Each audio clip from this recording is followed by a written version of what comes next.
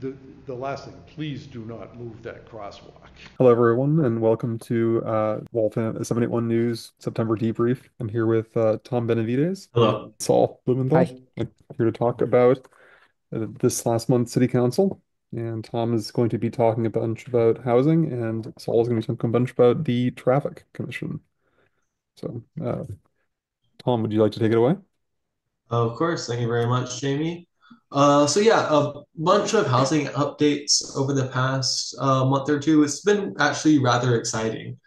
Leading off with what is probably the simplest is that Waltham owns the Fernald property, has owned it for quite a few years now. It hasn't done much with it. Currently, there's a construction going on for the all the playground structures and recreational amenities, but also there are 7 buildings that are not being demolished and are actually being put to use or attempting to be put to use. There are there is, of course, Cottage, which we are already familiar with, which is where Cardinal Cottage is being converted by the city to 2 units of affordable housing. So far, it's looking like the total cost of those 2 units will be upwards of 2 million due to the costs of both repairing the structure and then making it fit for habitation. That construction is still currently underway, to the best of my knowledge. But before it becomes legal for people to live there, Waltham does still need to change its zoning code to make it legal for residences to exist on the Fernald property, since it's currently conservation and recreation. So that's one property. We have 6 to go. And those other 6 were the ones that Waltham put out leases for a few months ago, which basically, in essence, this means that Waltham put out 6 buildings for 30-year leases on the condition that whoever applied for these RFPs would build and construct and maintain certain things on these properties. So they're leasing the old McDougall Hall, leasing Dolan Hall, leasing Seguin Hall, leasing the North Building, leasing the North Nurses Building, and leasing Tarbell Hall. So all 6 of those were put out to bid, but only 3 of them received bids, which is to say 3 of those buildings, those being Seguin Hall, Tarbell Hall, and McDougall Hall, still have no defined use, and they're going to continue to decay until the city finds a use for them. But those other ones, the city council did indeed get responses to the bids. So those 3 bids were that there is now a bid for the North Building, for Dolan Hall, and for North Nurses Building. And what that means is that Opportunities for Inclusion, a Waltham-based disability advocacy group and nonprofit, has said that they will rent out this property for 30 years, and in exchange, they will build a daycare for disabled adults at that site. Dolan Hall was lease filled by a veterans housing organization that will build veterans housing. And the North Nurses Building, that bid has been filled also by Opportunities for Inclusion. They have said that they will build affordable housing for adults with disabilities at that property. The 3 buildings on the Fernald that weren't filled, unfortunately, those were for housing, and currently we have no plan to see housing. And a big reason for that is that these bids are not super ideal to the nonprofits that would come in and build this housing. Opportunities for Inclusion was very frank in their bid proposal, saying fairly straightforwardly that they haven't had a chance to see the inside of these buildings because the site visits were canceled. They don't know the extent of renovations that are necessary to make this building habitable. They don't know the cost. The city in the bids did advertise that they would provide money from CPA funds to help with the historic restoration of the buildings. Ideally, also hopefully to help with the construction of affordable housing. Two new housing projects are now officially in the works on the Fernald property. So we'll be following that, and hopefully we'll have some new veterans housing and new disability housing at the Fernald. Yeah, it was interesting when I was watching that, how the mayor was sort of talking about how some of those buildings did have sewage and stuff, and it sounded like a very piecemeal process. Same kind of issue you were saying, where it's like this is not necessarily the most ideal, so it's like sort of setting this up for only a handful of institutions that might know the city and be able to take the leap of faith, I guess, based on like not even having an idea of the interior. And like I was on site there when uh, there was supposed to have been the site visit that ended up being canceled because they had like for whatever reason they gave. All the people they're bidding had to do it basically sight unseen. Because there were 5 housing projects put out to bid on the Fernald. Generally, for each project, you'd expect 2 to 3 different organizations or nonprofits to apply. So you're expecting ideally 15 bid applications for these 5 potential sites for housing at the Fernald. And we only received 2. 2 is enough for 2 of the buildings, but that still does mean that's, in the most optimistic term, or in the most charitable terms, that's a 40% success rate. So this is something that hopefully we'll see the city revisit in the future to see, hey, how can we make these conditions more favorable for housing development? So that way these 3 buildings that didn't have their bids filled, we can indeed have nonprofits who want to apply and build the housing that we desperately need there. Second big housing related update has to do with the Master Plan Committee. So the Master Plan Committee, last we had discussed, met May 9th, 2023. It formed in like January 2022, I think, and for the first year and a half, they never met. They had a few public input hearings that they did nothing with. On the May 9th, 2023, they met once. So we had covered this before, where they talked about maybe hiring a zoning consultant to review zoning in the city, talked about bus surface, ADUs, ad hoc bike committee. And the only thing that really came of it back then from the May 2023 meeting was that the Master Plan Committee recommended that City Council kill the ad hoc bike and pedestrian committee idea. And then so the City Council, of course, did indeed kill the ad hoc bike and pedestrian committee in 2023, with the explanation that this is something that would instead be incorporated into a master plan. What happened after that, though, was that after May 9th, 2023, the Master Plan Committee once again did not meet for over a year. So now we flash forward to July 23rd, 2024. And at the July 23rd, 2024 Master Plan Committee meeting, they were like, okay, we're throwing up our hands. No more master plan seems to be the idea.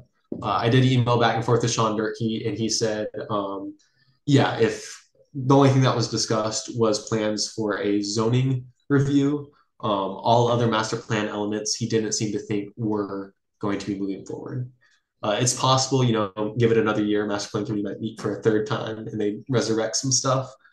But as of today, the general consensus and vibe is that a master plan is dead, but out of the ashes will arise a small subsection of a master plan, which will be a citywide comprehensive zoning review.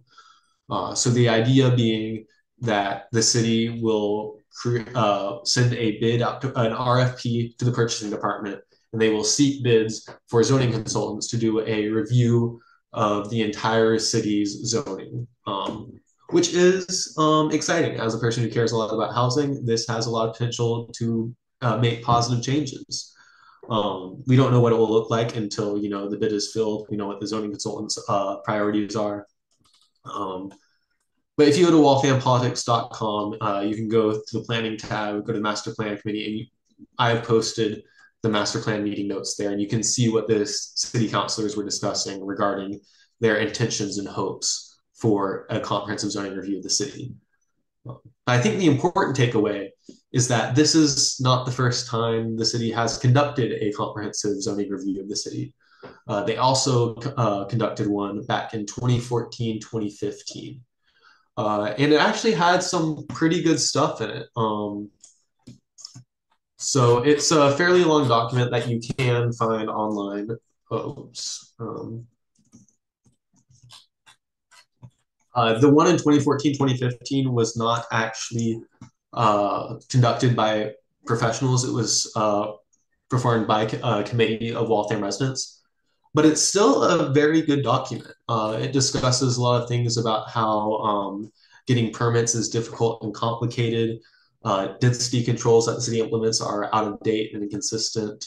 There are very significant barriers to small scale development, which is why, today we only ever see, McMansions or massive duplexes going up or big 40Bs, while it makes it very difficult to build large amounts of like modest housing like we used to. There were criticisms of affordable housing. And if you go down to so they discuss downtown development, sign code regulations, commercial development, residential development. In residential development, they give a lot of really good suggestions. They talk about how our setbacks and frontage are inconsistent with existing housing because zoning essentially made illegal all the grandfathered in lots and housing that was built prior to 1973. So it talks about minimum lot sizes. It talks about how we need to have more accountability for universities building enough housing for their students. It talks about how it was bad that we lowered the maximum allowed density of our residential C districts from 16 units per acre to 6 units per acre. It talks about how we have concerns about parking requirements, that our parking requirements are too large. And it specifically recommended that we reduce our parking minimums specifically in transit-oriented areas. However, I don't want to spend too much time going over the 2014 to 2015 comprehensive zoning review, because the important takeaway is that there are a lot of really good suggestions in here. It's a very thoughtful analysis of the shortcomings of Waltham's existing zoning. And our city government, our mayor's office, our city council did almost nothing with it. All of these good suggestions, almost none of them were followed through on. In fact, the only one I can find that there was followed through on is that the parking minimums in the Riverfront Overlay District, which is a sort of form of transit-oriented development since it's close to the Carter Street commuter rail station. Those parking minimums, as a result of this study, were reduced from 2 parking spots per unit to 1.5 parking spots per units. It was voted into effect by all city councilors except for McMiniman and briefly Darcy, but they voted on 3 times and Darcy only voted against it once.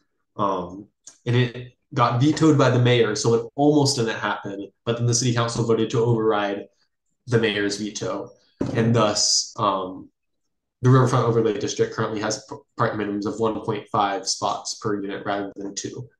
So that is the one thing that got followed through on from this comprehensive zoning review. Everything else never got acted on. And this is a common trend in Waltham city politics. We've discussed it before. You see the exact same thing with the 2017 Transportation Master Plan. Exactly nothing in it was implemented. You see the exact same thing in the 2020 Affordable Housing plan developed by City Council. Nothing happened with it. And that's a concern going forward. We currently have a plan for a pedestrianized or a more pedestrian-friendly Moody Street, which we will discuss later in the show, where it's a really good plan, but will there be any follow through from the city government? And, I'm really excited for this comprehensive zoning review. There's going to be a lot of good things that come from it that would make it easier to build more abundant and affordable housing. But the question is, we know zoning consultants will provide us with really good information, but what are the guarantees that our Waltham city government will actually act on those recommendations? Because the track record is very strong where Waltham pays outside consultants, Waltham organizes committees to come up with these really good and thoughtful plans, and then none of it is implemented. So that's a big update. Waltham Master Plan has narrowed its focus to only be focused on hiring zoning consultants to do a comprehensive zoning review of the entire city. Chances are it will be a good document once it's finished. The big concern is once it's finished, will we actually be acting on the recommendations put forward in the eventual comprehensive zoning review? Thank you for that, Tom. I'd missed that the city council voting down the mayor over half a parking space on the overlay district. I missed that in the minute when it had happened. It's really funny. Yeah. I mean, it's easy to miss when going through old meeting minutes. I only acknowledge it, I think, because I was also going through old news articles, and when the news articles mentioned that the mayor's veto had to be overridden. It may have been the Tribune back when it was still publishing. I'm not sure. But yeah. It's too funny. And it really just does come down to like these are they essentially made a large portion of the city not compliant, and now everyone is stuck with the fallout from that. And they could just change the zoning. Hmm. Yeah, and you can see the concerns being out today. Like there's the question that was brought up in the comprehensive zoning review from 2015. Should multifamily buildings be allowed to be rebuilt to existing dimensions by right, even if non-conforming? We're seeing this issue today where, along South Street, there was a triple decker. The triple decker burned down. The property owner dilly-dallied, missed his 1 year deadline, then 5 years later came back saying, hey, I want to build a triple decker here where a triple decker used to exist and where it is surrounded by other triple deckers in an 8 unit apartment building and a 10 unit apartment building. But then our law department and our zoning says, actually, no, I know this is a multifamily neighborhood where triple decker used to exist, but you are only allowed to build the $1 million duplexes, because $1 million duplexes are the only thing that's allowed in our current RV zoning, which is insane. And it's really funny, like having these arguments today and knowing that, oh, these arguments were happening 8 years ago, 9 years ago, 10 years ago at this point, because it's a 2014, 2015 study. And these same people will be the ones lamenting that their kids can't afford to live in the city and that type of thing. And that it's a vicious cycle where they're making it impossible for people to live there because they're demanding this type of housing because they Yeah. want automobile-centric zoning. Mhm. Anyway, next up is the MBTA Communities Act. Yeah, so this is a very brief segment. It's really just an update to say that the current status of the MBTA Communities Act is that Waltham's government is waiting on feedback from the state agency in charge of enforcing the MBTA Communities Act, the Executive Office of Housing and Livable Communities. The city is currently waiting on their feedback to move forward.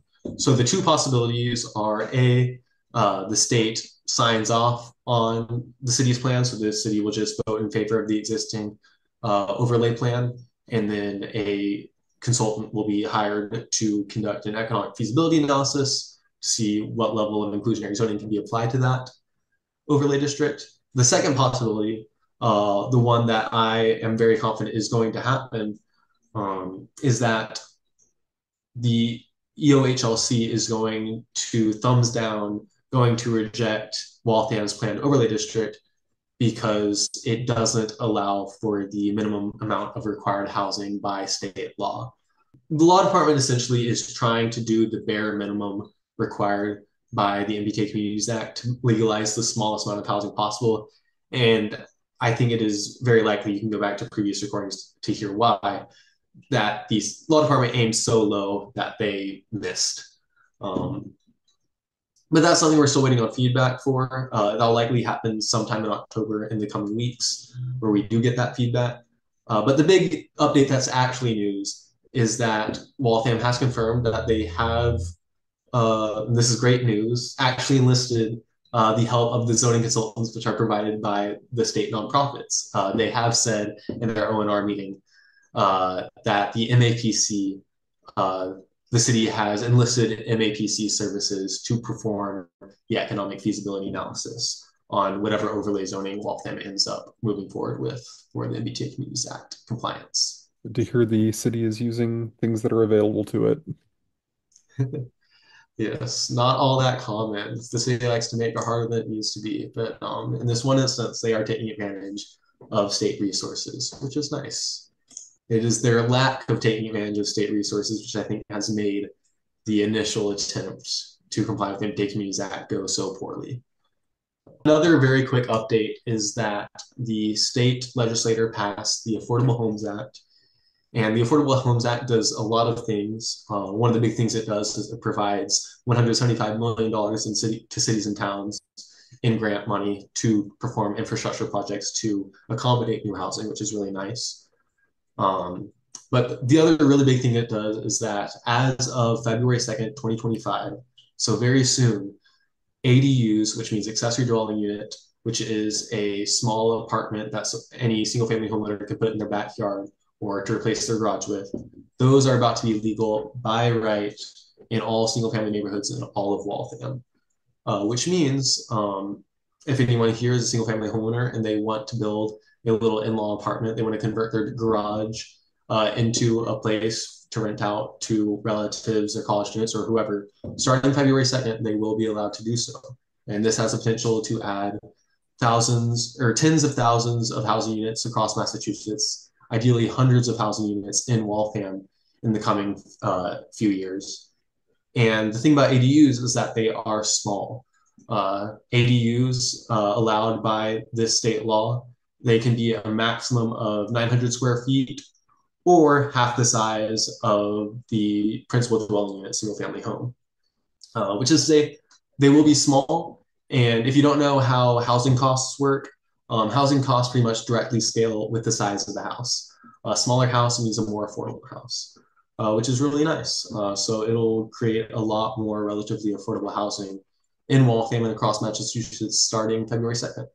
So I have one last housing update, and this is very recent, hot off the presses. But to give a little bit of context, at the very end of the spring city council session, the mayor came into city council and she was complaining about parking. She was going, oh, developers will come in and they will tear down a 4-family, build a 5-family, but then not add any parking. And it's destroying traffic in our city. And then one of the city councilors, of course, asked the mayor, where is this happening? And the mayor said, oh, I don't know where it's happening, but it's happening. And then one of the city councilors asked, well, how can it happen? That's against our zoning code. And the mayor goes, oh, it's because of that gosh darn ZBA. The ZBA is upending our authority. So that was very interesting at the time. I went through old building permits. I confirmed that only one 5-family building had been built in the last 5 years, and it was built with 13 parking spots. So it's almost certain that the mayor was making up her story, but whatever. No one else talked about it. It kind of like faded into oblivion, and we thought it was done with. But come this most recent city council session, councilors Robert Logan and Kathy Ann Harris, representing wards 8 and 9, put forward a resolution saying, hey, the ZBA is upending our authority. They're permitting things they don't have the right to permit. So we want to investigate this. And I was really intrigued when I saw this, because I was like, oh, okay, I know the mayor was making stuff up back in May, June. Maybe they're bringing this back up again because this actually is happening. Maybe the ZBA is upending city council's authority. So I was really curious to see what examples of malfeasance that city council brought up. And what Kathy Ann Harris brought up was, she said, there's a development at the intersection of Newton Street and High Street where they are building so high and so much density, and it is a detriment to the public good, and they are blowing up the base zoning. To discuss this, I'm going to share an article by the newly launched Waltham Times, which discusses city council takes up a resolution on zoning variances. Because basically the argument was that the ZBA is providing variances which result in substantial detriment to the public good. And there are a lot of incendiary quotes, Harris especially, saying directly impacted and changed the topography of my neighborhood, completely impacted privacy of single-family neighborhood, blowing up the base zoning, causing hardship. So I was really excited because we finally got an example of, okay, this is an example of where the ZBA is committing malfeasance and upending city council's authority. There's only one problem, and that problem is that this story is entirely made up by Harris. I don't want to say she's lying. I don't think she's intentionally lying. It's just straight up inaccurate and wrong. The location that she's complaining about at the intersection of High Street and Newton Street, the address was formerly 131 to 133 High Street. It is now, I believe, 128 and 132 Newton Street instead. And what happened is that there used to exist a 6-family home on that property, but a developer came in, knocked down that 6-family home, and instead built up 2 large duplexes. Because even though this lot has historically been multifamily, even though this lot is surrounded by multifamily buildings, our zoning says the only thing you're allowed to build is the large duplexes, so the developer is building the large duplexes. And I go to the ZBA notice. The ZBA notice does indeed confirm that the ZBA did not provide a petition to increase the density of this lot. The ZBA is not blowing up the base zoning. The ZBA is simply allowing the petitioner to split the lot with a lot width of 47.2 feet rather than the minimum 60 feet required, which is fairly standard. State law very explicitly gives the ZBA the right to provide variances based on the shape of a piece of property. And this is pretty boilerplate. The shape of the property is where, it's 12,000 feet. You can split it into two 6,000 square foot lots without, violating the density maximums. This property is simply just oddly shaped enough where you can't split it into two with really large lot frontages. With also maintaining the parking requirements of two offsites or two Yes. on-site spots per While unit. still meeting all the other zoning requirements.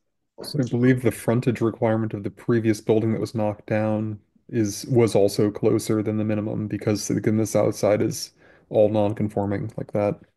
Yeah, so this specific lot was formerly conforming this way. But if you want examples of, properties in Waltham that don't meet the lot frontage requirement, there are literally thousands of them, likely more than 10,000 of them. And a short list of examples include Councillor Kathy Ann Harris's house herself, lot frontage of about 47 feet as well, which violates zoning. Councillor John McLaughlin, Councillor Colleen Bradley MacArthur, Councillor Sean Durkee, and also half of the immediate neighbors to this property at 131, 133 High Street. All have lot frontages less than 60 feet, which is technically illegal compared to the base zoning. But once again, as has been discussed when discussing the comprehensive zoning review, our base zoning kind of doesn't reflect our existing neighborhoods at all.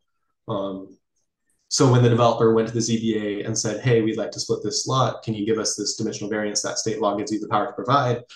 The ZBA said, yes, because it's in their purview.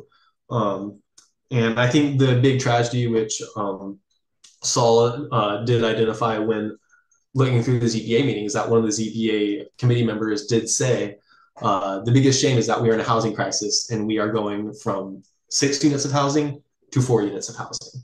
We're going from one 6-unit building to 2 large duplexes. And the reason is our existing zoning makes it to where existing housing is legal to build. And the only thing that can be built by default is the very large duplexes. Yes, it should also be noted. So this is on the southeast corner of Newton Street and High Street.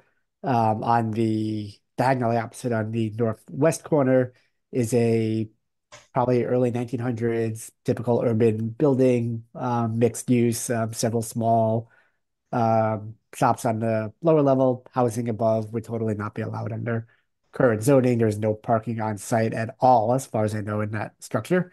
And then on the southwest corner is a building very similar to the one that had been demolished, multi-unit. I think it's probably at least 4 units, again, which could not have been built under 2024 Waltham zoning. Yeah, there is one 4-unit building and one 5-unit building immediately adjacent to the existing property. Yeah. And also on the other side of the street, there's like an office building. Yeah, and Cutter and Newton. Yeah, there's an old manufacturing I mean, the way, facility that's now not. I think it's a law firm, maybe. Or I mean, yeah, the zoning is technically Residence B, but like it looks like there's like, it's a part of there's a strip mall just down the street. Yeah. And the biggest irony, which also credit to Saul for identifying, is that this whole thing is a kerfuffle because one of this property's immediate neighbors lives in a single family home and therefore complained to Harris about, oh, new development right next door to me. But then that family also no longer lives there. They moved away, sold their house for a very big profit of like $700K more than they originally bought it for. yeah, So also, Harris doesn't even have a constituent that she's sticking up for in this moment, at least that we can tell from the public record. Harris is only pursuing this because she herself seems to dislike the new development. yeah, we'll include some pictures of the construction now and the Google map of the previous building. The previous building was the whole back half of the lot was, let's say, parking lot. So the whole notion that the views of the abutting property owners are going to be destroyed. They were looking out onto dumpsters and a parking lot previously. Also, there was like a bunch of like aesthetic complaints that like in the ZBA meeting people were raising, and like I don't think Waltham has any kind of like historic like zoning requirements or like No, building that requirements or anything like that. someone in I think it was the January 9th, 2024. Yeah, meant ZBA meeting. Yeah, mentioned that we don't have any like historic, uh, like aesthetic requirements for Yeah, so buildings. yeah, so Yeah. it's just people So bringing it up to be as a rhetorical point more than anything. So yeah, anyways, and I think a big takeaway though is like there are many valid complaints about this development. It is the classic $1 million duplexes. They're very large units that are very expensive. They don't fit with the fabric of the neighborhood. And, you know, it is essentially a downsizing. We knocked down 6 houses that were small and relatively affordable and built 4 really large ones instead. The problem is our city councilors like to point their fingers everywhere except at themselves. They're trying to point at the ZBA and say, hey, this is a ZBA problem. When constituents complain to them, they're trying to point at the ZBA and say, don't blame me, blame the ZBA. They're the ones violating our laws. But the biggest problem is no one is violating Waltham's laws. Anytime you see a housing development you don't like, it is not because there is a conspiracy of developers that are breaking all the rules. It's because all of the developers are following the rules, and Waltham's rules suck. Um, if you don't like this new housing that's going up, and there are many reasons not to like it, the solution is not to scapegoat the ZBA. The solution is zoning reform. The solution is we need to change our zoning to allow us to build large amounts of modest housing like we used to, instead of the small amounts of really large, expensive housing like we do today. I'm gonna tie this back with a clip in the ZBA meeting too. It's because I wanted to mention that part of the reason why this is expensive, and we keep saying that they can only, this is what's allowed to get built is because they can't reduce it any further than 2 units. They're not allowed to say this is now going to be an 8 unit building or anything like that. And also on top of that, they would then need parking for to support all of that. And in addition to that, and it's like it's two different things, and it's set up such that then when they're doing the numbers on this, the only thing that looks profitable is going to be something that's going to be selling for the maximum value, which is going to be something that fills up the most amount of space and will appeal to someone who can afford to pay whatever. And that's going to then get applied to every single property because everyone's going to want to make the biggest profit possible. You know, I have other properties in town that we've done on Princeton Street and So it'll fit in with the neighborhood. oh yeah, yeah, absolutely. Everybody, I mean, everybody in Waltham seems to be eating up these modern style, flat roof, vertical siding townhouses, especially everyone that's going out of the city. So, in my experience, at least the last 6 units we've sold in the town, has everybody been relocating from more urban areas. Yeah, there was an earlier communication, maybe last year, from the mayor to the council about the so-called sideways developments, that are pretty much like two side-by-side buildings where with like a shared driveway down the middle, where they don't really front onto the street. Well, those are exact responses to the parking requirements. If you have a certain lot and you want to build X number of buildings, or X number of units, you need two X amounts of parking spots, and you can't do that any other way. They can't be Um, tandem. They have to have a driveway. Mhm. So Yeah, our anyway, elected officials love to complain. They do not like the solution because the solution is legalize more and smaller housing, do zoning reform. But with the MBTA Communities Act, with this upcoming comprehensive zoning review, with the legalization of ADUs, ideally we can force our city government across that line and have them legalize more abundant and affordable housing, change the current development patterns. So it's exciting times. We'll see if things improve over the next year with all this happening.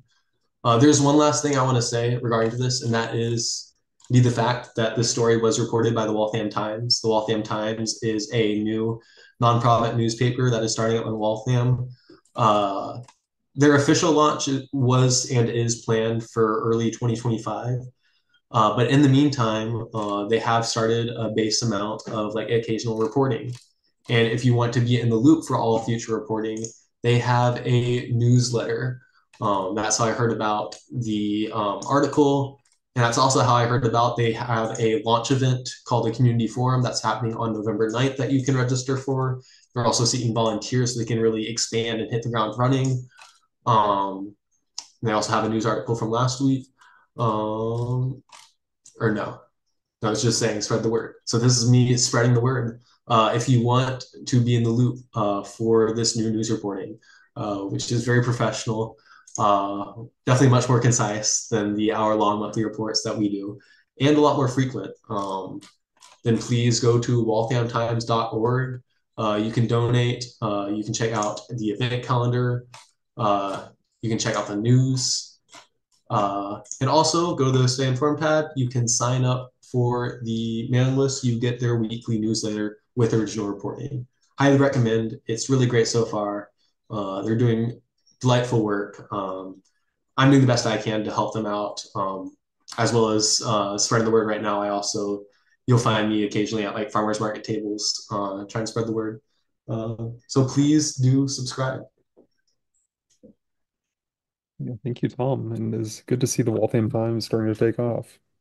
And looking forward to seeing them in many future city council meetings. Yes. Yeah, and I guess since it hasn't officially been announced, 781 News, our new official goal schedule is that we're trying to do about once a month at the end of the month / beginning of the next month. So hopefully, if you're on the edge of your seat waiting for us to give the debrief about city council and other local political happenings, that's how often we intend on publishing. Waltham Times will be publishing once a week. And I just signed up for their email newsletter. Very nice. Awesome. Okay, thanks. Now, moving on, we have traffic. We always have traffic. Yes. Thank you, Tom. Yep. Thank you. All right. Saul, do you want to Yeah. start us off? Yeah, so the Traffic Commission meets monthly. They do not meet in July and August. So their last meeting was last week, September 19th. They previously had met the end of June. One consequence of that is that the June meeting went over 3 hours, and the meeting last week went over 4 hours. Because they do not meet over the summer. Even the city council meets for one session in the middle of the summer. They made a joke at the very end at the 4+ hour mark about maybe they should meet in the summer. So to be determined whether they will meet some point in August. But it does become a hardship because if there's something on the docket that affects you and it ends up being at the end, you're sitting at City Hall on a Thursday morning until 2 p.m. So as it is, it's a very, very inconvenient time. So hopefully they learned their lesson to not take the summer fully off. So many city meetings are like this too, where it's like and the evening ones are just like that too, where it's like you'll be there, and you'll see someone who's sitting there in like an ordinance and rules meeting because they're there for some like company that they're working for, and everything will go before them, and then it'll be like 11:30 or something, and then they'll be up. The councilors do Um, make an effort to try to like jump people ahead, but they can't do that in the traffic commission. It's just like a bloodbath. yeah, sometimes they do take things out of order based on try to group together requests. Councilor Logan in particular was there the entire meeting, kind of live tweeting over up to 2 hours, 3 hours, 4 hours. And he had many items on the agenda. So speaking of the agenda, so the video is all on the Waltham channel site, all 4 hours of it broken down into two sections. We're just going to go over a couple of items, and one in particular that I'm going to spend most of my time on that just shows the inherent windshield perspective and driving bias of most of the members of the traffic commission. So a couple of items that are of interest to me personally and the Bike Together Waltham group. So an item that had come up in the June meeting. So if you ever used a river walk going west or east into Watertown, so when you get to Farwell Street, so the bridge road has been utility work since at least the spring. That's where the path switches from the south side to the north side by the Stop and Shop entrance and the Currents on the Charles apartment building.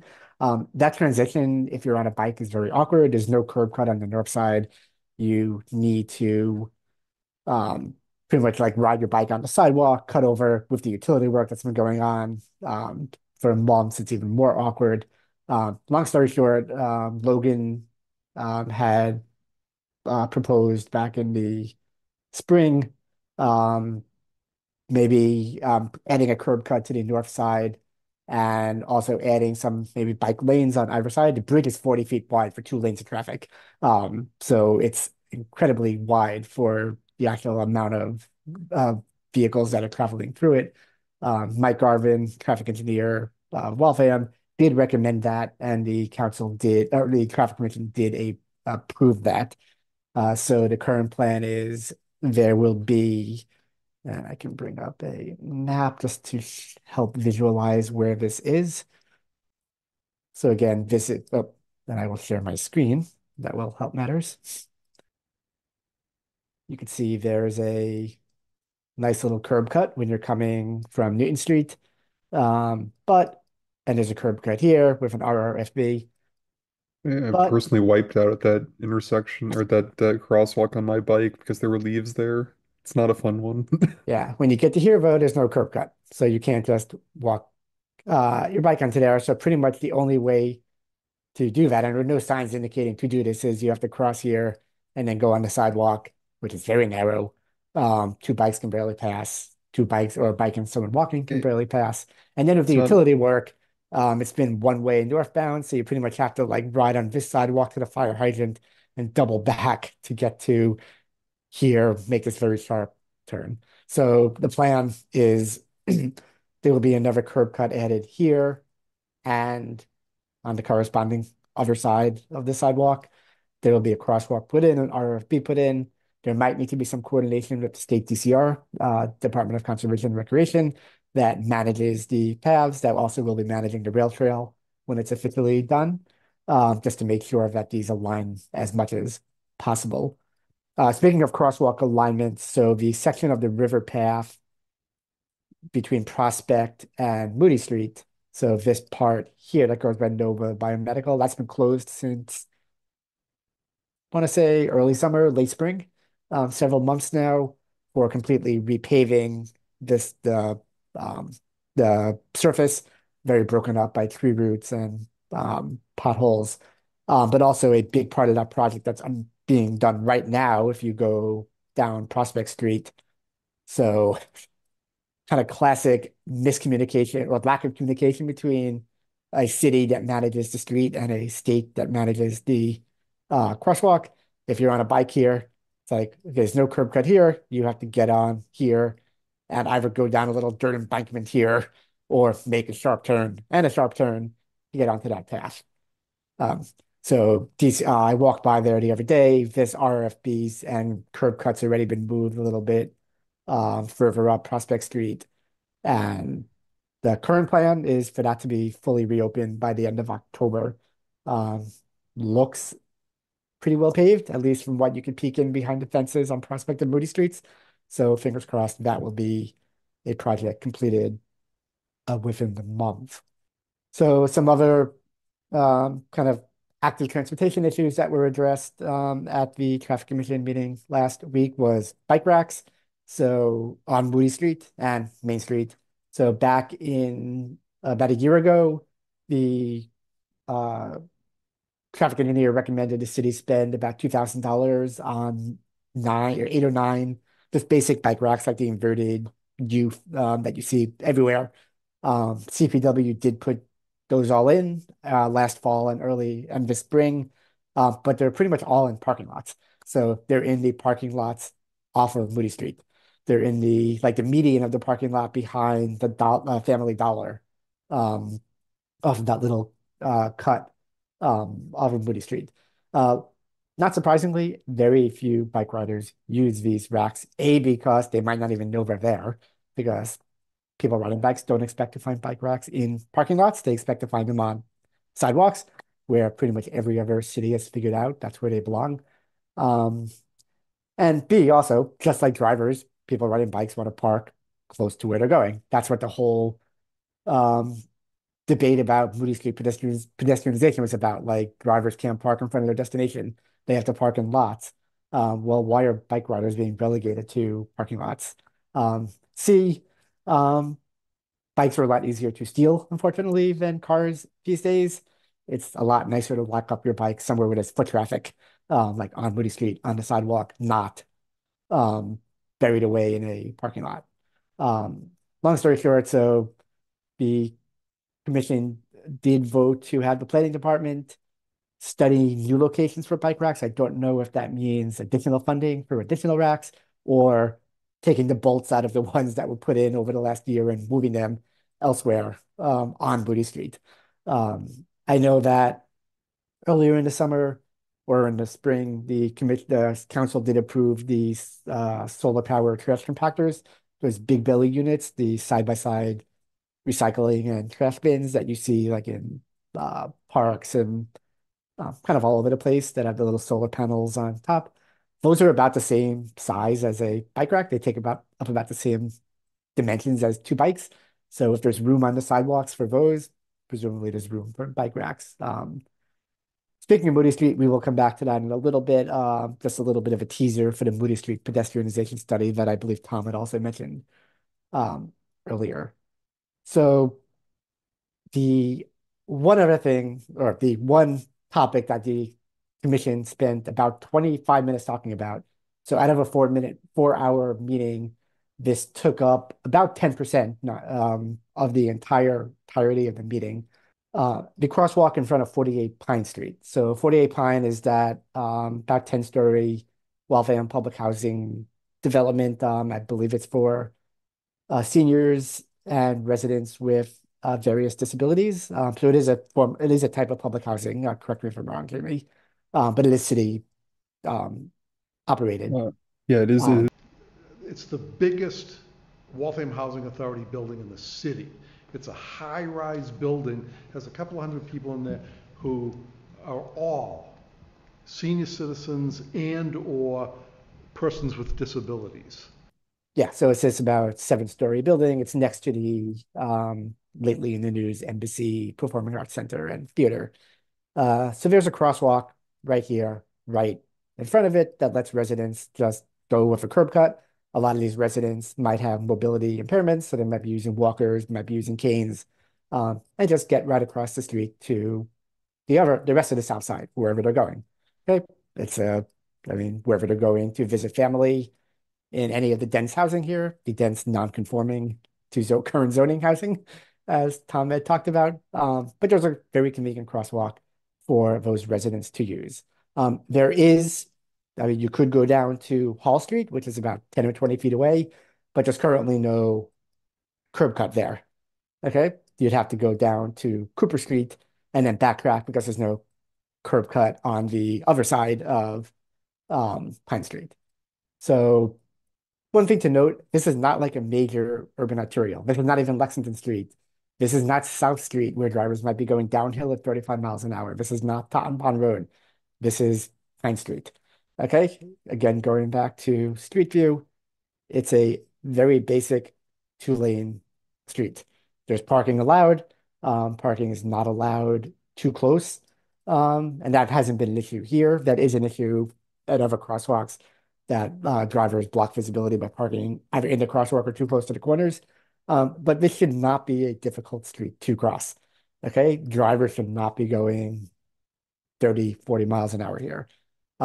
Council Logan has brought this before the Traffic Commission many times. So the most recent I could find on record before this year was 2017 and 2018 came before the Traffic Commission requesting RRFBs. So RRFBs are the rectangular rapid flashing beacons that you see, for example, at the the Moody Street crossing here, where you press a button. Let's go back up there. You press a button and the thing flashes. Okay, that's kind of the magic band-aid to every traffic issue in this city, it seems.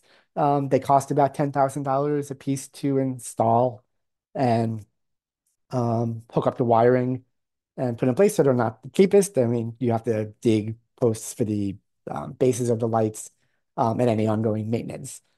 But that seems to be the band-aid solution to any issue of residents are concerned about crossing the street. In a well-designed street, at least during the daytime, there are values to these at nighttime, I will say. Okay.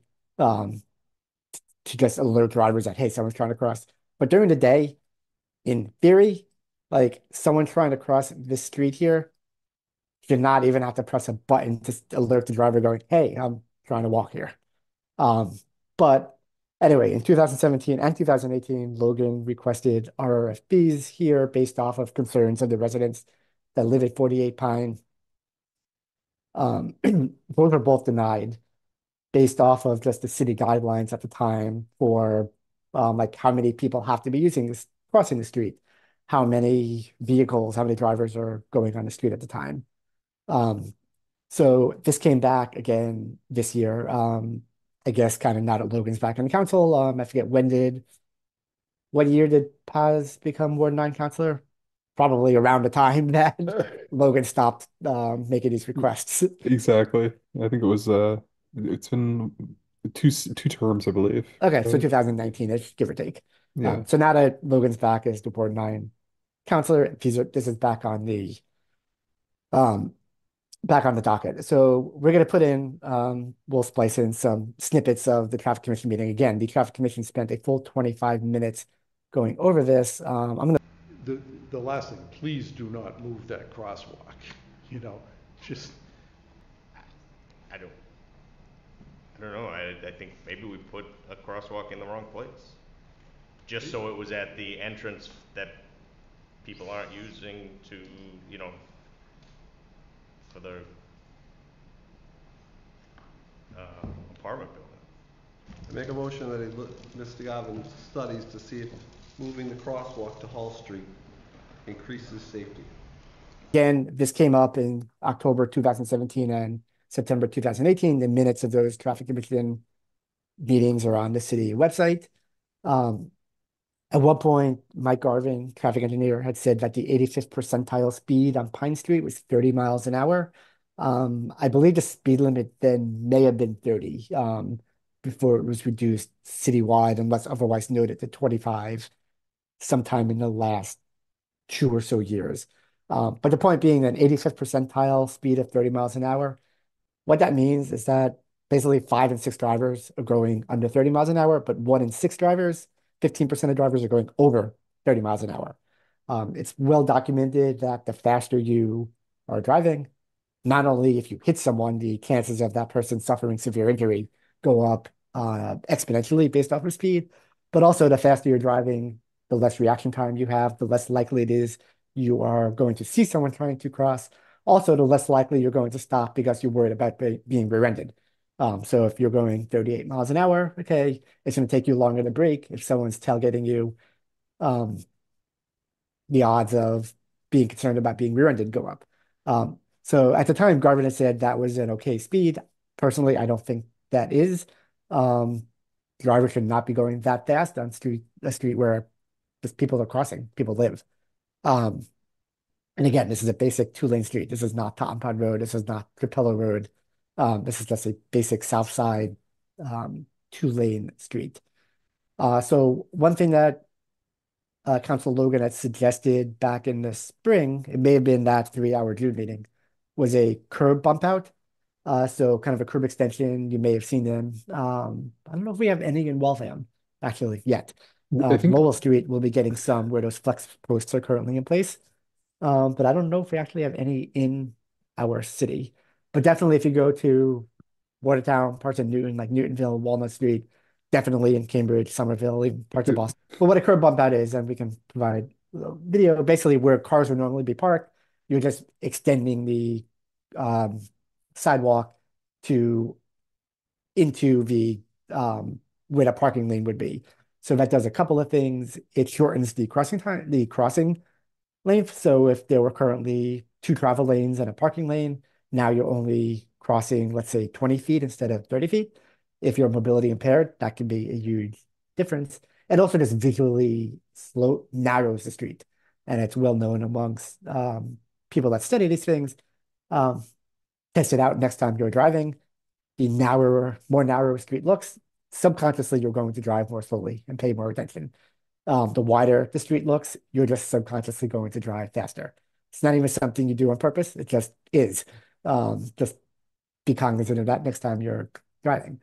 So the usual concerns came up about from Mike Chasin, CPW, Consolidated Public Works Director, about impacts on snow plowing. Will snow plows run into these things in the winter? Um, that's often a typical concern. Um, in this case, the fire chief didn't raise any concerns, but fire chiefs often do raise concerns whenever you're narrowing lanes about fire access, fire vehicle, fire truck access. So the the adding a curb extension didn't really go anywhere. So they again went back to discussing whether to put the beacon in the RRFB. So this is where now the whole discussion just moves into the whole realm of just windshield bias of most of the members of the traffic commission, not all, but a majority of the members. So at least 4 of the 7 voting members. Again, remember Mike Garvin, the traffic engineer, he is not technically on the traffic commission. He advises the commission, but he does not have a vote in any say. So first of all, Logan is clearly exasperated. This is at least the 4th time now he's come before the traffic commission discussing this concerns of residents. So residents again are concerned just about crossing the street. Drivers are going too fast. Drivers are not stopping. Okay. He claims that he's had a petition or a list of 50 or so residents who had signed a document a couple of years ago, just stating that they don't like crossing here. They don't feel comfortable crossing here. That alone should be sufficient for just the city to do something. Like if you have residents that say, I don't feel safe crossing here, okay? It's like the answer should be, what can we do to the street to make it so that you do feel safe crossing here and to minimize the odds that a driver is going to hit you. Well, this is where we get into, again, the kind of the bias of many members of the traffic commission. So they did a traffic count back in July. It was one of the very hot days in July where it reached into the 90s. I guess there was a heat advisory on that day. Again, a lot of these residents that might be directly using that crosswalk might not be out when it's in the low 90s on a July day. And the conclusion was that, like, in some peak hour of that day, 11 people crossed the street at that crosswalk and a couple of hundred cars went. And this is where it gets into Mike Cason starts talking about, well, why do we even need a mid-block crosswalk here? Only 11 people are. So I don't know if we're thinking of this all wrong. Only 11 people use it because it's not safe. We know it's probably not safe because we don't like to do mid-block crosswalks, yet we have one. So what if we move, I don't know why there's a need to cross there, because if you're going to Moody Street, you can cross down at Moody Street, right? You walk down there, you take the crosswalk across. If you're going the other direction and need to cross the street, I don't know, I'm assuming there's another crosswalk further down. I don't know where you're going that you have to. Right, so I don't know where you're going that you have to cross at this mid-block. Why don't we get rid of the crosswalk and move it down to the corner? Then you don't have a full mid-block crosswalk. Maybe more people will cross there because it will be safer because it's at an intersection. I don't know. I think maybe we put a crosswalk in the wrong place. Just so it was at the entrance that people aren't using to, for the apartment building. Used it. And Logan's like, well, first of all, again, this was the middle of the summer on one of the hottest days of the summer. It's like, okay, that right there skews it. And then he's like, this is a catch-22. You're not going to necessarily get a lot of people using the crosswalk because they don't feel safe using the crosswalk. Okay. So if they don't feel safe using it and they feel like they have to walk out of their way to, let's say, Moody Street to cross the street, well, that just skews the collection of data. So again, Logan is getting exasperated and very frustrated at this. Mike Chasin starts off, what maybe we should never have put a mid-block crosswalk here. going back to Street View 2007, it's been there at least 17 years. So probably before anyone on the current traffic commission was serving, had made that decision to put it into place. So it's been there at least almost 2 decades. I never understood the dislike for the mid-walk crosswalk. I guess it's because it makes car drivers have to slow down Yeah. in the middle of the Well, road. let me share, let me just share the map again. Because I actually kind of liked crossing there because I could see the cars when they're coming or Yeah. not. So someone who walks actually would prefer a mid-block crossing. Like if you're crossing here, you're basically two directions cars can be coming from, here or here. If you're crossing maybe 10, 15 feet further down at Hall Street, assuming there were curb cuts here, which there are not right now, let's say, so this is one way northbound, okay? Let's say you're trying to cross um, maybe this leg of it here, from here to here, okay? Let's say there were a crosswalk here, which Mike Jason had suggested maybe we put a crosswalk there instead. Well, now you've got to look for drivers going this way, and drivers coming up Hall Street who really only are looking for cars coming this way. Okay, And they're possibly looking to ones the pulling out of left. the parking Are lot. there any cars? Sorry, they're looking to the left. Are there any drivers going eastbound? Okay, if they see an opening, they're just going to gun it and go. Okay, and if someone's walking here, they might not see that person. Okay, same thing if you were crossing this side, okay, and the driver were trying to turn left, okay, on to a westbound toward Moody Street, they're solely looking for an opening in traffic.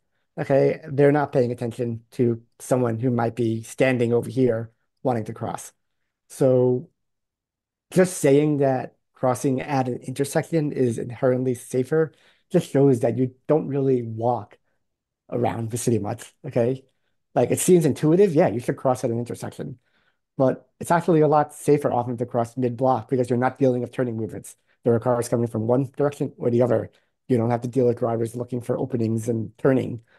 Um, Along the same lines, how many of those people, like if Mike Cason were driving to Moody Street and he parked over, I don't know, let's say he was going to Patel Brothers and he parked over here. Do you really think he walks up to Cushing Street, crosses, and crosses back? Or if he were going to Tempo and parked in front of Patel Brothers, do you think he really walks down to Moody Street, waits for works down to Chestnut, or walks down to Moody Street, Maple Street, waits for the light and crosses back?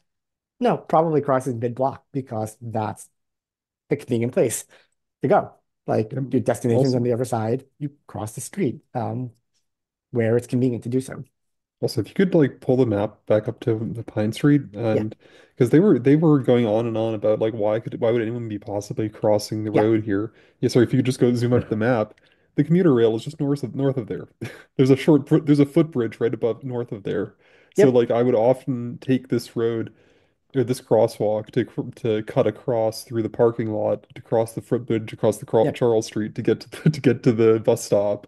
Yeah, if you're coming from the south It's side, I mean, that's a convenient place to cross. And again, remember that all the residents that live here are either senior residents or have some sort of mobility impairment. Um, so walking out of their way to Moody Street um, is inconvenient. I mean, I just timed it when I was getting off the train this afternoon. I walk reasonably fast. It took me a minute 23 seconds to walk from Moody Street to here. So to suggest someone at my relatively fast walking pace to get from here to here should go this way is basically adding about 4 minutes to what should be a 10-second jaunt across the street. Yeah, if Um, someone wants to go run across the street to get takeout or something, they have to what they're saying is they have to walk around the block first. Yeah, so my case is just going on about, well, why did maybe we shouldn't have put this, we being the traffic commission, whoever he was involved in that discussion 17 plus years ago, I don't know, but maybe we shouldn't have put it there in the first place. Convenience store is like 3 blocks down with a crosswalk there where people may park in. I don't know. So there is no convenience store right across from 48. Yeah, one block away, but. One block. No, it's 3 blocks. And there's a crosswalk for it. But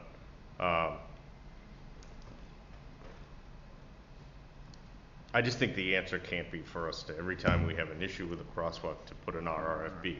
It takes work to do it. It costs money to do these things. It's not my everyday construction jobs that we do that we have to fit in, and then when we can't get to them, people complain about that they've been approved and we can't do them. It's not, we don't just plan on doing these things and we keep adding. There's 4 more in here to do this meeting, and there's questions I have about those crosswalks, of whether they're needed mid-blocks. Tim Kelly, the wires chief, who manages all the traffic lights. His crew maintains the RRFPs, so pretty much anything that involves electricity and lights. He's actually the voice of reason here. He's like, people live here, people are using the crosswalk. I don't care if it's 5 people, 11 people, they're using the crosswalk. Okay, let's leave it here. Let's not move it. I know it's a guideline, but we've done this before. I mean, again, you're talking elderly, handicapped, etc. The reason the crosswalk for there because it's closest to their main door. But I mean, I'd like to take a vote on whether I think an RFP would solve this problem. We've talked about this year after year after year. I've said it in the past. Nobody's using it. It's not bothering anybody. If it's needed, they push the button, they cross the street safely. And I agree. Maybe they don't feel safely crossing there. So I know it's a guideline of ours. I think it's needed. We've discussed this in other areas that didn't meet the criteria, blah, blah, blah. But we voted for it. It's a public safety issue. And then Mike Garvin chimes in about a minute later. He's like, well, maybe we can leave the crosswalk there for people who feel safe using it. And if you don't feel safe using it, you can walk to either Newton Street. If you're going eastbound, you can walk west to Moody Street. And just that.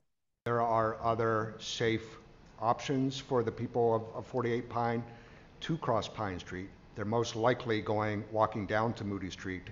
You can push the ped button there and get your own dedicated walk, phase there. Or if you're going over to Newton Street, you have the same option over there to have a light safely allow you to cross the street. I would think you can keep the crosswalk where it is for those who feel safe to cross under that current condition. And clearly there were 11 people we counted in that peak hour. But if for any residents who don't feel safe at that location, there are the other options that provide additional protection.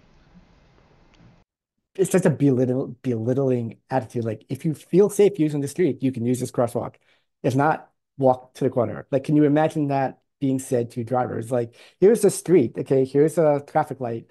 If you don't feel like using this street, you can drive like half a mile out of the way and use this other street where we've given you a nice brand new traffic light.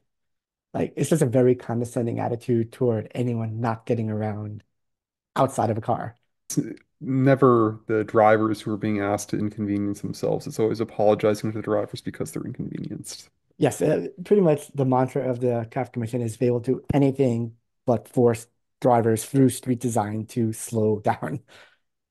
Meanwhile, Boston, there's an article in the Globe today about Boston's blitz of putting like 500 speed tables, not speed bumps, but more gradual speed tables across like 500 streets this year, I think is the plan, and then to extend that beyond, just to show you the different just environments in which we're operating versus 2 towns over in Boston. Another thing about RFPs, apparently there were about 4 of them on the agenda for this traffic commission meeting. At one point, Mike Jason goes, like, we've got 3 more of these to discuss. I'm not aware of any studies, maybe there are some out there, but no one on the traffic commission has produced any studies that show, at least during the daytime. Again, at nighttime, it's a different matter. There is a value to them, but do these actually increase driver compliance and increase safety during the daytime? Just pressing there's this magic yellow button or light and actually do anything. Again, they're not cheap. They cost about $10,000 to buy, install, maintain. I'm not aware of any studies. I'm sure there's traffic engineering research out there that does show whether or not they are effective, but kind of the just assumption is that they are effective because this seems to be the solution to every problem of residents feeling unsafe crossing a street. So then we get to Fire Chief Andrew Mullen, who is also on the Traffic Commission, and he basically just flat out says, there's really no reason to cross the street here. Chief Mullen? Yeah, I agree with Mr. Chasen. There's really no reason to cross the street there. There's nothing there. There's residential housing. there's no destinations. The convenience store's 3 blocks east, and the other way is Moody Street. And there's nothing, no destination between 48 Pine Street and Moody Street that you'd be crossing that street. I question if it's even needed there. Like, well, yeah, there is a reason, okay. But if you're visiting a friend that lives across the street, but if you, like you said, you're cutting from the south side, you're cutting across to the Blandry Park, behind the Embassy Theater to the train station to Carter Street. Um, Again, just like walking is just seen as something that you have to like plan. Like we're gonna walk to a specific destination. Okay, I'm gonna walk to dinner. I'm gonna walk to the supermarket. Like just the concept that I just want to cross the street, like to go somewhere, like just seems foreign to so many members of the traffic commission. I just Well, also, really, yeah, go and ahead. also they're not asking all the drivers that are Yeah, driving down Pine Street where they're going. yeah. Um, I would suggest that we have Mr. Garvin maybe go back with the counselor and see where these people are trying to get to. And then also look at the crosswalk in and of itself, and if it should be in the mid-block or if it should be moved east to Hall Street so that it's at an intersection. So it lines up with the intersection. So it's like, yeah, like those 300 drivers, like where were you going? Like, why did you have to use Pine Street? Why couldn't you have taken the other side of the river and taken Carter Street or Main Street or Prospect Street or High Street? Why were you on Pine Street? yeah, I Like, will no say one's I asking appreciate. drivers that. So for just like the fire chief who has a vote on all safety measures pertaining to streets to say there's really no reason for people to walk here. Like Yeah, it's just such a belittling and condescending attitude that pervades so many of the decisions and deliberations that this body makes. Um, I've always joked that one question that should be asked of anyone running for office, like whether it be city councilor or mayor, or any appointed officials, because the traffic commission members are not elected, they're appointed, um, is like a very simple question, like in the past month, like how many times have you left your home to go somewhere and not gotten in your car? Um, In other words, how many times have you left your home not to like walk your dog or to like go for a jog, but how many times have you left your home to go somewhere, whether it be your office, in City Hall, or to a restaurant or the supermarket and not gotten right into your car? And if you polled the traffic commission members, it would be a very minuscule number, I'm pretty sure. Um, this week is Week Without Driving, for what it's worth. It's a movement that's active transportation and disability advocates have started. I'm not sure when it started, but try to get your elected officials to go a week without driving their own car. Like it doesn't mean they can't take an Uber, it doesn't mean they can't get a ride with a coworker or a friend, but can you live your life without getting into your own car and turning the ignition and driving somewhere? Like how um hindered would your life be if that became a requirement? And just kind of fitting that that overlaps with when we're talking about this past traffic commission meeting. So continuing on, again, remember that the traffic commission deliberated over this topic for a full 25 minutes out of a 4-hour meeting.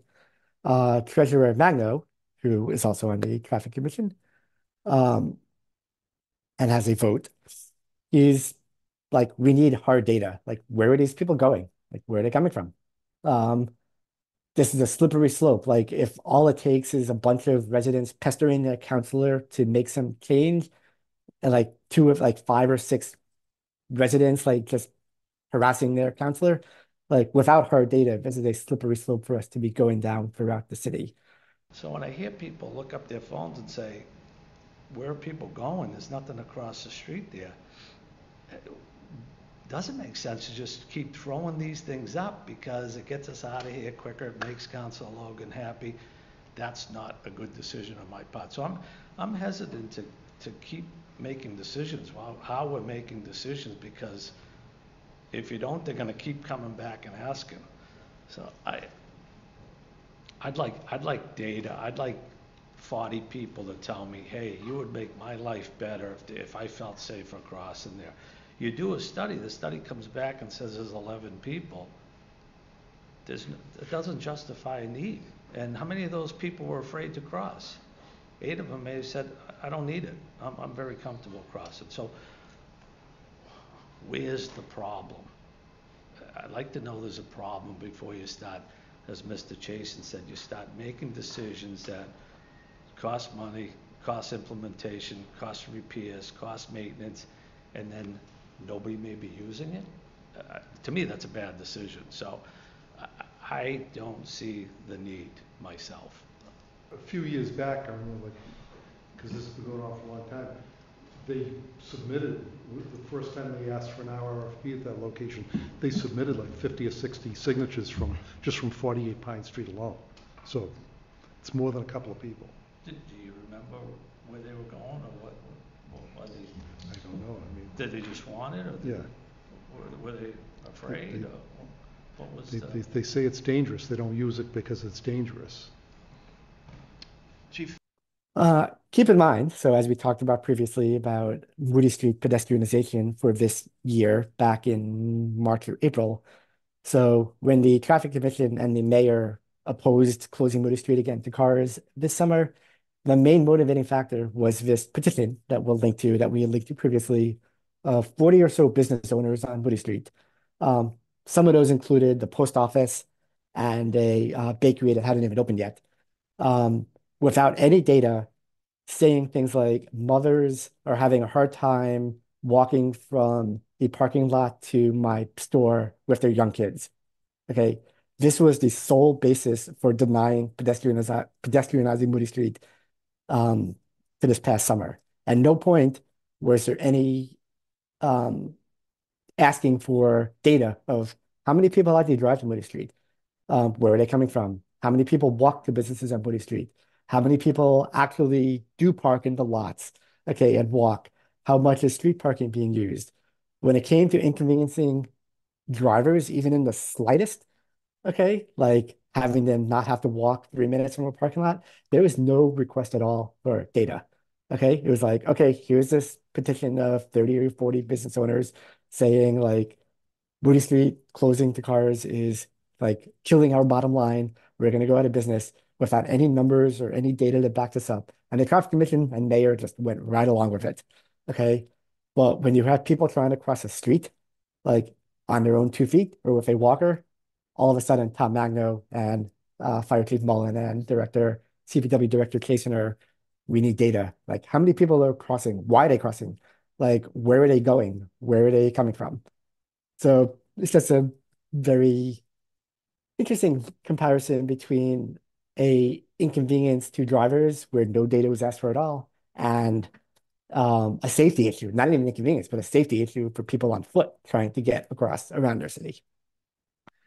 So long story short, the the commission denied the RRFP, the flashing beacon request. It was 3-3, and the chair of the traffic commission, Police Chief O'Connell, cast the deciding vote. Is like, nope, I don't go with it. I'm not going to go along with it. Logan looked pretty exasperated again. Does the chair wish to vote? I don't think he does. Well, if it's a tie, if it's 3 against, then the chair has to vote, correct? No, he can choose not to vote. The three. It's 3 and 3. It's Three and 3 three. yeas, 3 yeses, and you leave it up to the chief. We can leave No off the pressure. chief on this. Well, who in favor again? I'm keeping score here. Vijay and Bob are in favor. I'm gonna vote no on this one.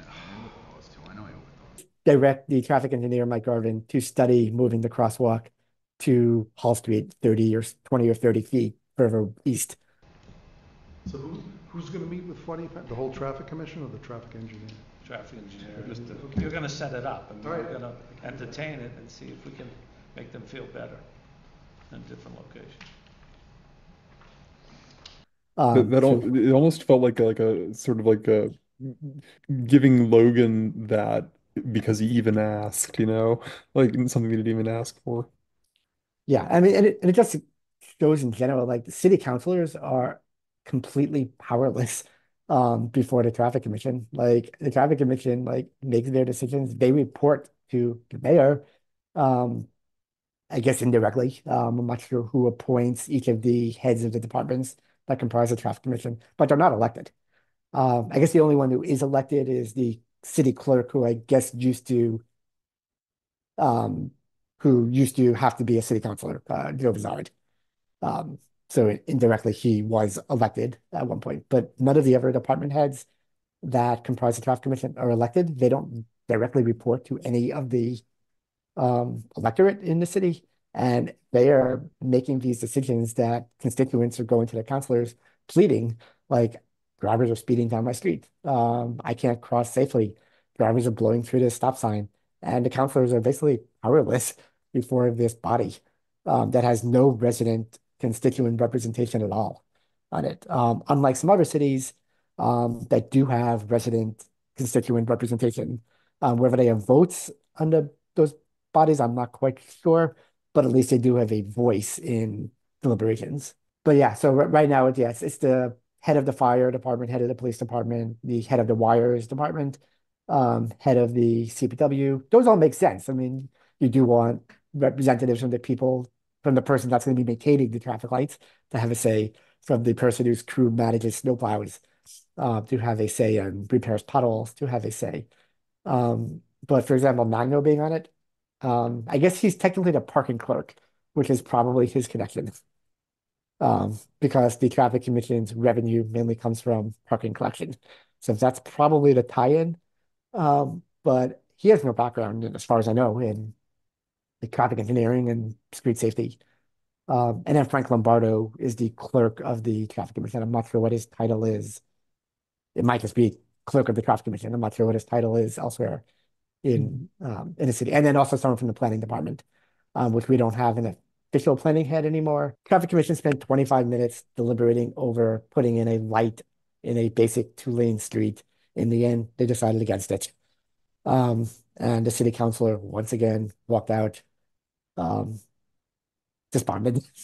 They decided against it, and they might move the crosswalk. Um, so we'll include some videos on Mhm. that. A few other things. So one exciting thing, and we will have more to talk about this later next month. So back last winter in December, I believe, the planning department put out an RFP for two engineering firms to study changes to Moody Street, given the pedestrianization in 2020 to 2022, the partial pedestrianization on the weekends last year, and the lack of pedestrianization this year. So this engineering firm, Niche Engineering, which apparently is, they've done a lot of other business with the city. They designed the new traffic lights at Warren and Beaver Street and Warrendale, for example. They did this report. It is on the city's website. If you just go to Google Waltham Planning Department and then go down to plans and reports. Okay, if we just click in this.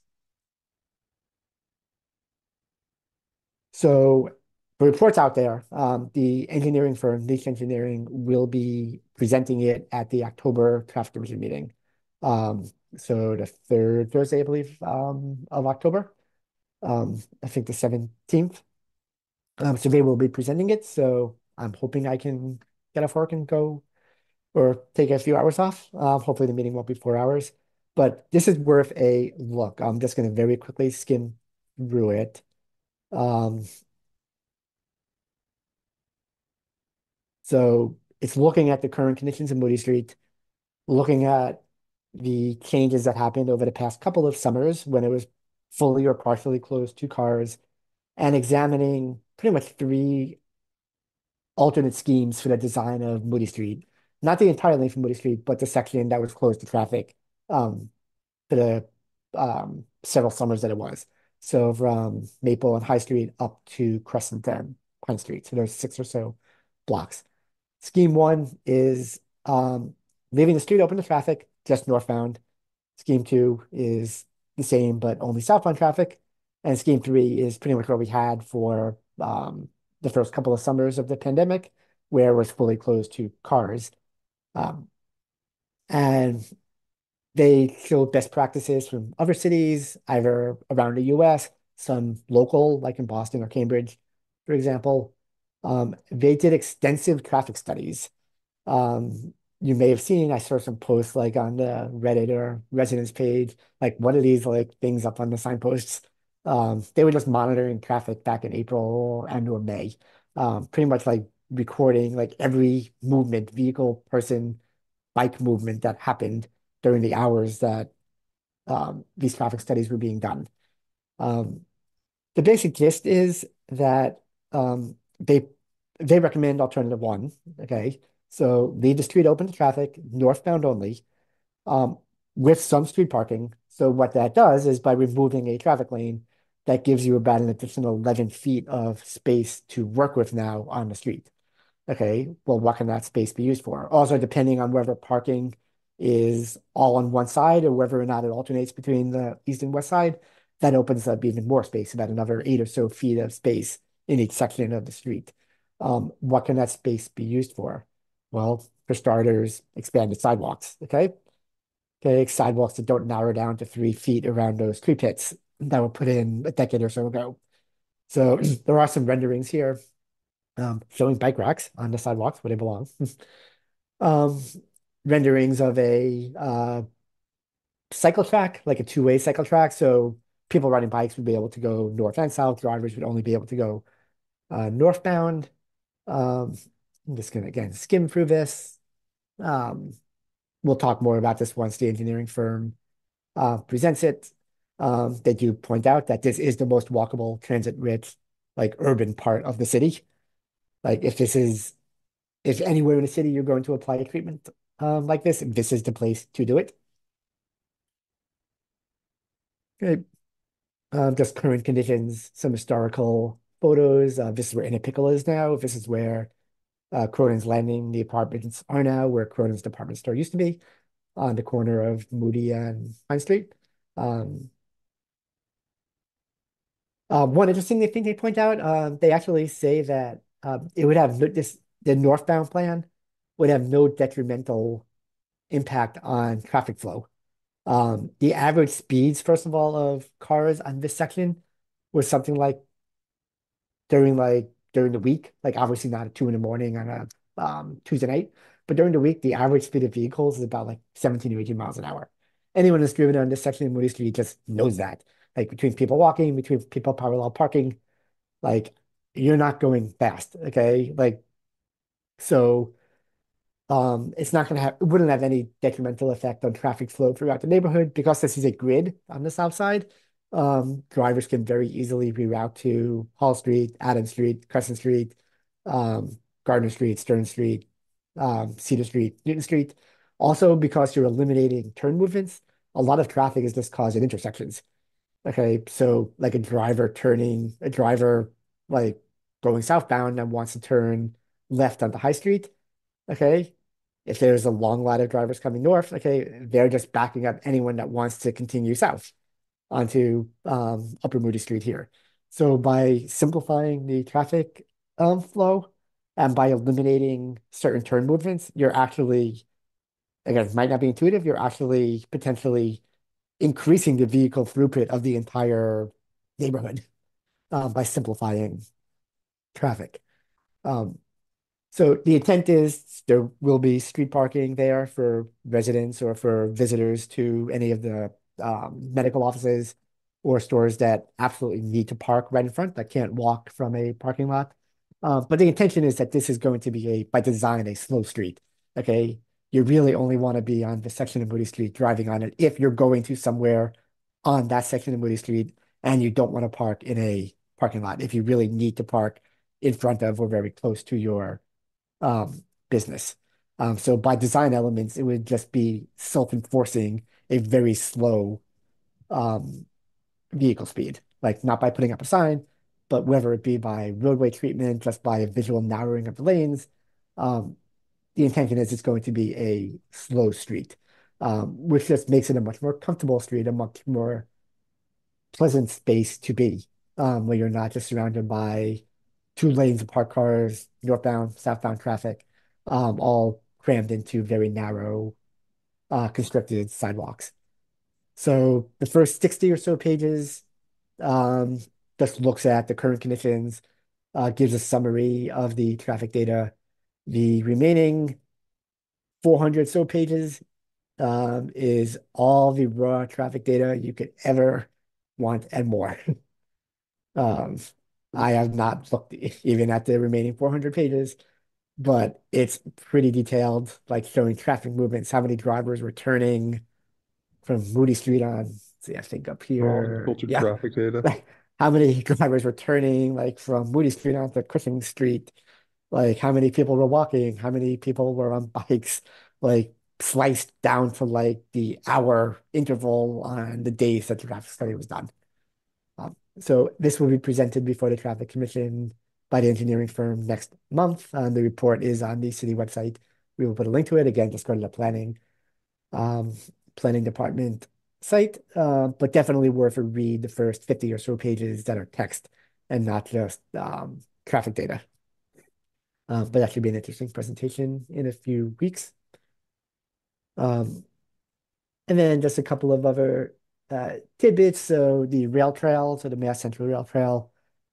So the rail trail currently goes from, so it's this green line here. Okay, it used to be an old railroad right away. You can currently ride it. In fact, we did our Bike Together Waltham ride on it this past weekend. You can ride from Middlesex Circle here all the way to Hillside Road over here, all off road with the exception of some street crossings at Bacon Street, Lexington Street, Lyman Street, etc. But otherwise, it's a really nice path. Leaves are starting to fall. Very pleasant, very much more pleasant than walking or riding on School Street or Main Street, for sure.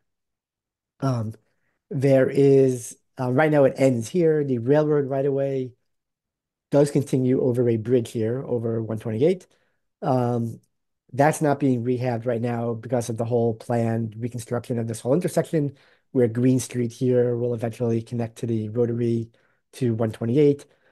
Stowe Street is going to dead end eventually and not connect to Main Street. Um, but one thing DCR does have under bid right now, under construction right now. So there's a bridge here. So this is the active Fitchburg line tracks that go from North Station out to Wachusett. There's a steel truss bridge here. And then you can kind of see the power lines here. This path and this bridge are currently under rehab. So by next summer, you'll be able to ride from all the way from Sudbury, pretty much through Wayland and Weston, all the way to Jones Road in Waltham over here. And then it's a short stretch on street or sidewalk to Hillside Road for now until this whole redevelopment is done of that intersection. On the other end, on Linden Street, so there's a very similar steel truss bridge, same vintage, late 1800s probably. This bridge is, I believe the rehab is out for bid, but I don't know if an actual contractor has been selected yet. So there is a part of the path that goes from Middlesex Circle to the bridge here, but there's a fence here. It dead ends at the bridge, kind of an orphan section. There is a ramp up from Linden Street, but again, there's a fence on the top of here, so you can't get over the bridge. And then this section on the other side of Linden Street, all the way to Beaver Street, kind of paralleling the active Fitchburg line tracks. That section is also nicely paved. It's been that way for about a year. But again, it's an orphan section. You can get onto it at Beaver Street, but you can't get off of it unless you want to go down a dirt embankment behind this whatever business is. Yeah, it's Waltham Bottle and Can Return is over here. It's kind of an embankment you can kind of like climb down. So hopefully within a year when we're talking, you'll be able to ride all the way from Jones Road in near the Western Line on Main Street for a few blocks and ride all the way to Beaver Street. There's kind of a access road that gets you almost to the Belmont line. This is also where one of the MBTA Community Act's overlay districts falls in this area here near Waverly Station on the commuter rail. So over right here. Eventually, once Belmont does its thing, you'll be able to ride off-road all the way from Waltham all the way to Alewife and then connect up with the Minuteman Trail, connect up with the community path to Davis Square and beyond. But for now, if you do have the chance, ride that section that is open in Waltham from Middlesex Circle all the way out to Hillside Road near Market Basket in that shopping center over there. Very pleasant ride, bike ride, walk, especially as the leaves are falling. We did a group ride on it this past weekend. One final thing that's on the Waltham website today and social media posted about it. So the two new parking lots that the city bought property for at Ash and Moody Street, the old Bank of America building that the city bought for $1.5 million 2 or so years ago and demolished, and is currently a gravel pit where CPW is storing the Jersey barriers that were used to mark off the outdoor dining on Moody Street. That's finally under construction for a new parking lot. We've talked about the lack of necessity of a parking lot there, but that is under construction, and the plan is for that to be open by the end of October, and also a parking lot behind the library, kind of near the Boys and Girls Club on Exchange Street that the city bought probably around the same time, 3 or so years ago. I don't know if that's going to be just a municipal lot. I'm not sure if that's going to be solely for the library. I'll share my screen one more time just to show where we're talking about. I was actually there for that meeting. I don't recall what the division there was going to be. Yeah, so there's Ash and Moody where the Bank of America used to be, and then Exchange Street, which is one of these side streets that the library is behind over here. I think it used to belong to maybe NStar or some utility, Eversource. Kind of see it over here. So I don't know what kind of lot that's going to be.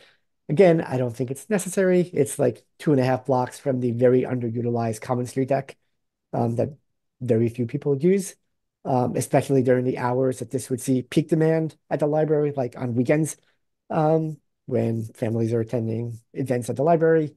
That common street deck is super underutilized during that time. But in order for drivers not to have to walk the 1.5 blocks with their young kids, we're going to spend a couple of $1 million to give you a nice little parking lot over here. So that is the traffic and transportation debrief from the past couple of months.